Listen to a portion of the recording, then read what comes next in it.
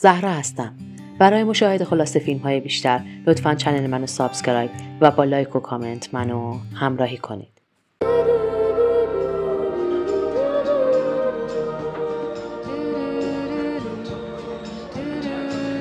کیت تو بار در حال خوردن نوشیدنیه که یک نفر پیش اون میاد و میگه یک نوشیدنی دیگه نیاز داره. اونها در مورد مشکلاتشون حرف میزنن و کیت میگه که مجبور شده از خونه دوستش بیاد بیرون. پسر از اون میپرسه که جای برای موندن داره.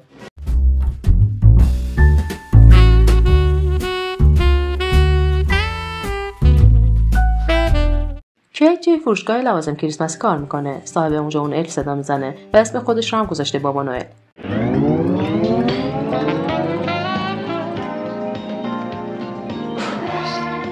بابا نوئل اونجا میاد و از الف پرسه که چی شده زود اومده سر کار و کیت توضیح میده دوستشون از خونه بیرون کرده.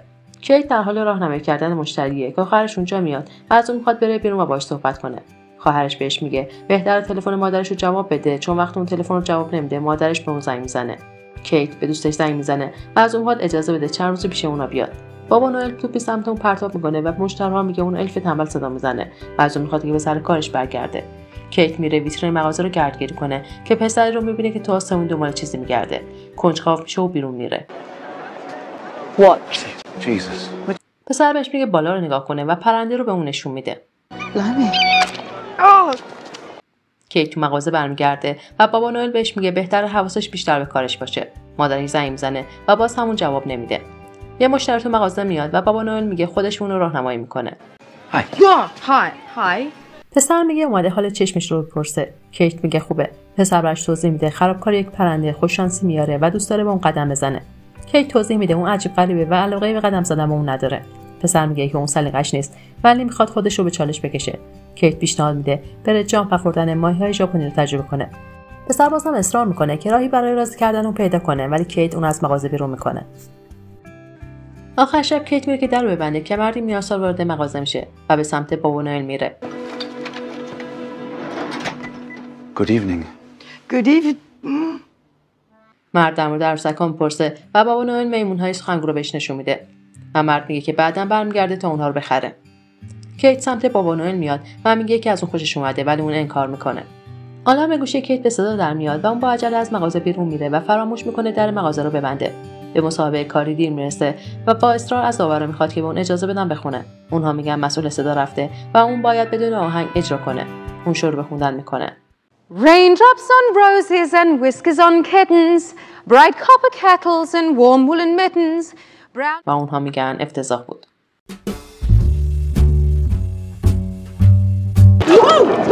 تو مسیر برگشت دوباره با اون پسر برخورد میکنه و با اون میگه که تعقیبش میکرده. پسر میگه شانسی دوباره با هم برخورد کردن و بهتره یکم قدم بزنن. کیت توضیح میده که حوصله قدم زدن نداره و پسر دلیل اون رو میپرسه. کیت میگه که تو مسابقه کارش افتضاح بوده. کیت به اون میگه چرا انقدر قابل تغییره و تام میپرسه چرا لباسش انقدر عجیبن. کیت از اون میخواد جلوش بیسته تا بتونه لباسش رو عوض کنه. تام اونو به کوچه باریک میبره و میگه مطمئنه اون تا حالا این کوچه رو ندیده و توضیح میده که از مکانهای مخفی خوشش میاد. در حال قدم زدن که تام از اون میخواد بالا رو نگاه کنه.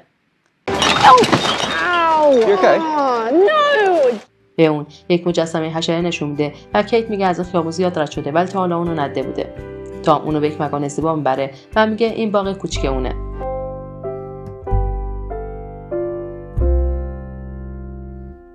کیت از دیدن اونجا تعجب میکنه و میگه فکرشو نمیکرده همچین جایی وجود داشته باشه و با هم دیگه در مورد آدم‌های اونجا صحبت میکنن.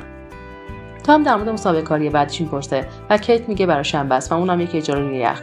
تام از اون پرسه که اسکیت روی یخ بلده و کیت میگه نه. تام از اون تشکر میکنه و میگه از قدم زدن با اون لذت برده و از اون پرسه میخواد بازم با هم قدم بزنن.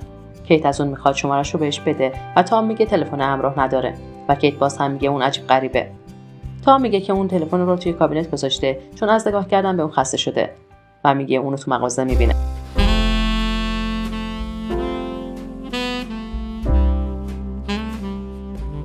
کیت به خونه جنا میره و جنا در حال صحبت کردن در مورد مادر کیته که شوهرش میگه بس کنه چون کیت خوابش برده.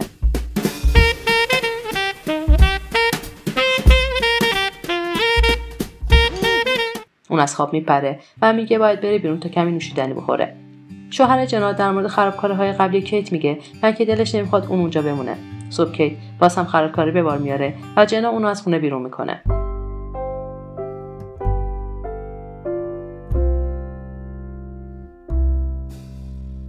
کیت به مغازه میاد و میبینه شیشه مغازه شکسته. پلیس توضیح میده که دزد به اونجا زده و از کیت پرسن چیز غیرعادی ندیده. بعد از رفتن پلیسا بابا نوئل بهش میگه که اون یادش رفته در رو قفل کنه و اون برای گرفتن حق بیمه مجبور شده شیشه مغازه خودش رو بشکنه. و توضیح میده وقتی اون برای مسابقه کاری اومده خیلی عالی بوده و اون دوستش داشته، ولی الان خیلی سر به هوا شده و فقط خرابکاری به بار میاره. و چون اون انسان خوبیه بهش یه فرصت دیگه میده، ولی اگر باز هم خرابکاری کنه اون اخراجه.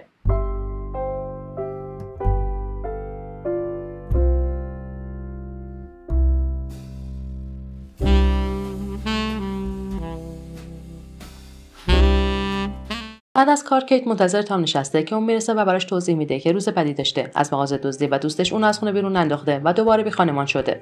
تام از اون میخواد که دنبالش بره، اونو به پناهگاه بی خانمان ها میبره و میگه میتونه شب اونجا بمونه. کیت میگه محال اونجا بره چون اون بی خانمان نیست و پدر و مادرش تو لندن زندگی میکنن. تام از اون میخواد که به خونه برگرده و از اون خداحافظی میکنه که بره. کیت پرسه کجا. تام توضیح میده اونجا داوطلبانه کار میکنه.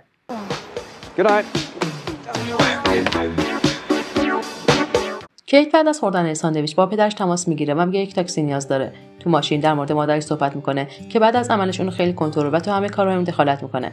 پدرش میگه داخل نمیاد چون هنوز مادرش بیداره و حوصله قشندن اون نداره و صبر میکنه که اون بخوابه. کیت به خونه میره و مادرش از اون شاکیه که چرا تلفنش رو جواب نمیده و اونو نگران میکنه. مادرش اونو کاترینا صدا میزنه ولی اون میگه که بهش بگه کیت و مادرش توضیح میده که کیت اسم حیوانه.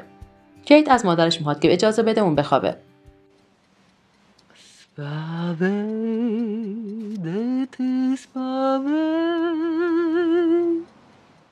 مادرشون رو پیش دکتر میبره و دکتر در مورد غذا و خوابش میپرسه. کیت میگه خوبه ولی مادرش مخالفت میکنه و میگه اون غذای خوبی نمیخوره و اصلا نمیخوابه. دکتر نمیدونه حرف کدومو باور کنه و از کیت میخواد که به خاطر عمل قلبش که انجام داده بیشتر مراقب خودش باشه و کمی استراحت کنه و به مادرش توصیه میکنه که کمتر نگران باشه. کیت در حال گردگیری مغازه است که تام اونجا میاد و میگه تو گردگیری ماهره. کیت از اون میخواد تو تزیین درخت کریسمس بهش کمک کنه. تام پرسه که اوضاعش تو خونه چطور بوده و کیت توضیح میده که مادرش قبل از خواب براش آهنگ خونده و نذاشته اون بخوابه و اینکه قبلا تو کشورشون خواننده بوده ولی از وقتی اینجا اومدن افسرده شده و پدرش که قبلا وکیل بوده مجبور اینجا راننده تاکسی باشه و ترجیح میده بمیره تا اینجور زندگی کنه. تام از اون پرسه آخرین باری که مادرش شاد بوده رو یادش میاد و کیت میگه وقتی اون بیمار بوده مادرش خیلی شاد بوده، نه به خاطر بیماری اون، چون میتونسته از اون مراقبت کنه و بعد از اون دیگه ندیده مادرش شاد باشه. تام از اون میخواد که به جایی برن. اون از کوچه پس کوچه هم بره و از نردبون بالا میرن. کیت میگه اگر اونو بکشه کسی نمیتونه جسدش رو پیدا کنه.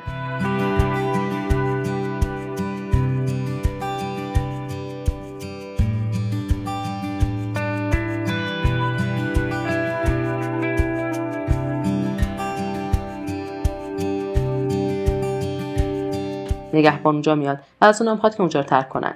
کیت میگه اسمش رو یک قرار موافقت آمیز میگذاره، باحال، آزاد، غیر قانونی، عاشقانه. عطا میگه عملی به خاطر مسابقه کاریش و دوست دار شدن اون نقش داشته باشه.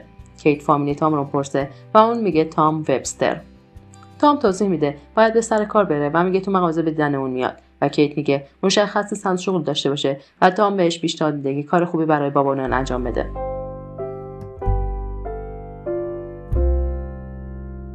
بابا نوئل در حال توضیح دادن برای مشتری است که کیت دوباره مرد قد بلند رو میبینه و به سمت اون میره.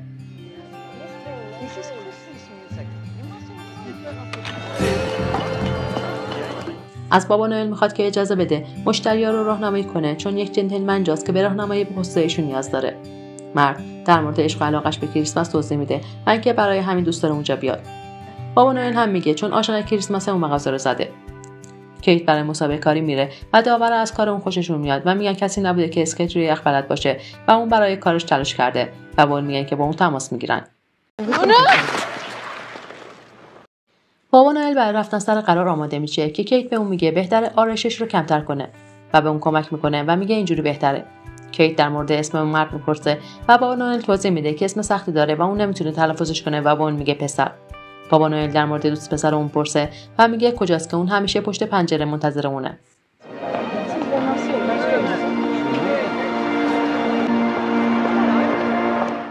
کیت از انتظار خسته میشه و به پناهگاه به خانمان‌ها میره و سراغ تام رو میگیره. مسئول اونجا میگه کلی تام اونجا هست و میتونه انتخاب کنه. کیت توضیح میده تام به خانمان نیست و اونجا داوطلبانه کار میکنه. مسئول اونجا میگه اون شبها اونجا کار نمیکنه و تام رو نمیشناسه و الان بهتره به اون کمک کنه و به خانمان‌ها چای بده و حواسش باشه هر نفر 2 تا بیسکویت بیشتر بر نداره. کیت در حال رفتن از اونجا میگه به تام وبستر بگن که اونجا اومده و بهتره خبر از خودش به اون بده. کیت به خونه میره و میبینه خواهرش اونجاست. به مادرش میگه که تو پناهگاه بی خانمان‌ها بوده و داوطلبانه به اونها کمک میکرده. به مارتا برای ترفیع کاریش تبریک میگه. مارتا شرب بحث با کیت میکنه و مادرش میگه اون مریضه وگرنه اونقدر باهوشه که نباید تو مغازه کار کنه. خواهرش شاکی میشه و مادرش براش توضیح میده اون سخت کوشه ولی کیت دختر باهوشیه. بحث بالا میگیره و کیت از مارتا میپرسه نامزدش آلتا کجاست و چرا تو جشن ترفیع کاریش نیست. مارتا ناراحت میشه و از اونجا میره. کیت هم عذرخواهی میکنه و از خونه بیرون میزنه.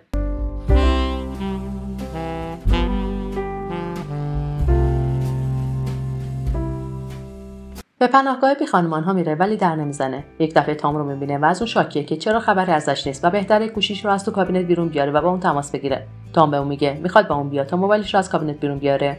کیت پرسه اونو کجا میبره.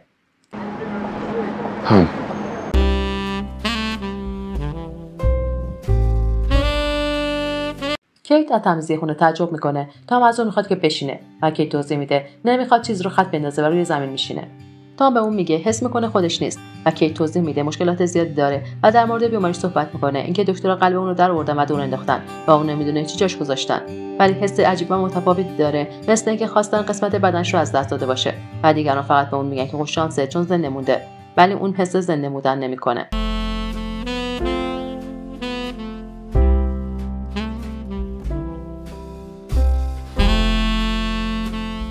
بابا نوئل سر کار میاد و به کیت میگه بازم زود اومده و نکنه مادرش هم اونو بیرون کرده. کیت تکذیب میکنه و میگه فقط داره برای یک نفر کاری انجام میده. در مورد قرارش میپرسه و اون میگه عالی بود. کیت یک تابلوی جمع‌آوری اعانه جلوی پناهگاه میگذاره و شروع به خوندن میکنه. Dashing through the snow in a one-horse open sleigh, all the fields we go, laughing all the... پلیس اونو میبینن و یکشون میگه بهتره اونو نادیده بگیرن و کاری بهش نداشته باشن.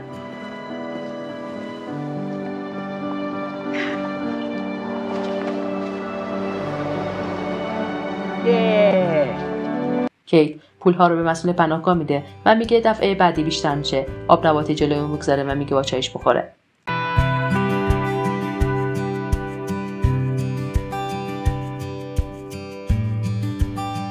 کیت و مسئول پناهگاه تصمیم میگیرن یک نمایش برای جمع‌آوری اعانه راه بندازن و از بیخانمان‌ها برای این کار تست میگیرن و هر کی هر هنری داره به نمایش میگذاره.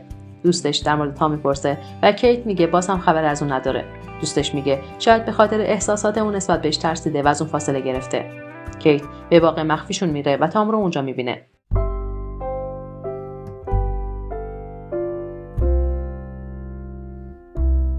کیت به تام میگه دلش براش تنگ شده و تام توضیح میده اون نمیتونه روی اون حساب باز کنه و کیت میگه قصد این کارو نداره چون اون همیشه باید دنبال اون بگرده و اینجوری حس بدی نسبت به خودش داره و میگه الان حالش داره بهتر میشه و دوست نداره قلبش رو خوب کنه و به کسی بده که اونو بشکنه.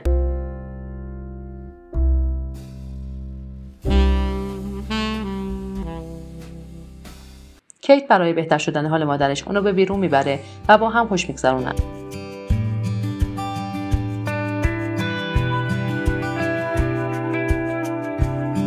یه بطری مشروب برای خواهرش میفرسته، کادویی برای دوستش جنا میخره و به خونه تام میره تا اونو ببینه. در میزنه و در باز میشه. بالا میره و میبینه یک نفر دیگه اونجاست. اون میگه این خونه برای فروشه و اندی در کابینت رو باز میکنه و موبایلی اونجا میبینه. کیت میگه مال تامه و خودش اونو بهش میده. اندی میپرسه تام کیه و کیت توضیح میده تام اینجا زندگی میکنه و اندی میگه یک ساله که اینجا خالیه و به خاطر مشکلات وصیت‌نامه هنوز نتونستن بفروشن و کیت در مورد صاحب قبلی میپرسه و اندی میگه وبستر و اینکه کریسمس سال قبل اون مرده.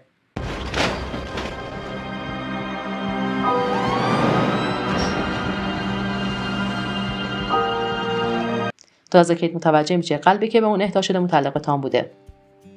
کیت خاطراتش با تام رو یادش میاد که تمام اون لحظه اون تنها بوده و همه اون کارها رو به تنهایی انجام داده.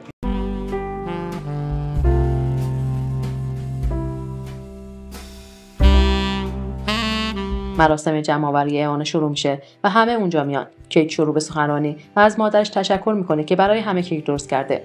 و میگه همه اونها خوش شانسن که زندن و خوش شانسن که توانایی کمک به یکدیگر رو دارن و این کمک کردن باعث خوشحالیشون میشه. و کیت شروع به آواز خوندن میکنه. Last Christmas I gave you my heart, but the very next day gave it away. This year to save me from tears I'll give it to someone special.